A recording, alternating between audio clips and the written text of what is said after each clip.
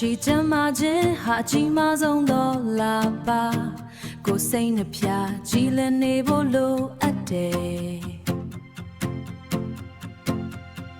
ရာရာတိုင်းမှာအကောင်းစိတ်နဲ့ပဲတည်ဆောက်မယ်မကောင်းတဲ့အတွေ့တွေအညံ့တွေဝေးကွာပါစေမေတ္တာဓာတ်တွေခြုံလွှမ်းပြီးစိတ်ထားကိုလှပါစေ Abracadabra စကားလုံးတွေရဲ့စွမ်းထက်အစိုးရတဖြည်းဖြည်းမိမ့်မိန်သွားဖို့ကြိုးစားချက်ဒီကံပုံစံလေးထဲမှာအားလုံးပြောက်ွယ်အကောင်းဆုံးတွေပဲငါစီကိုရောက်လာတော့မယ်ကျမ်းမာခြင်းဒီလောက်တပါပါကျမ်းမာခြင်းဒီလောက်တပါပါမိစ္ဆာတဲ့တွေကို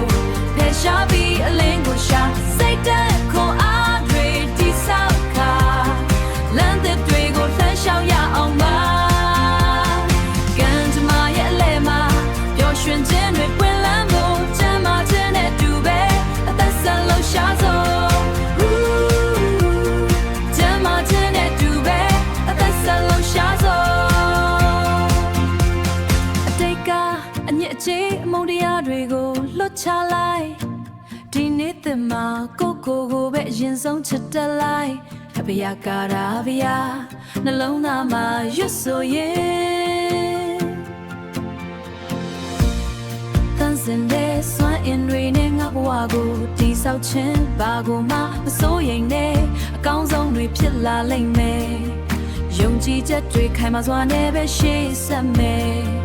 ဂီတတန်စင်တစ်ပြေးပြေးမြင့်တက်လာရင်အသက်ရှူတန်လေး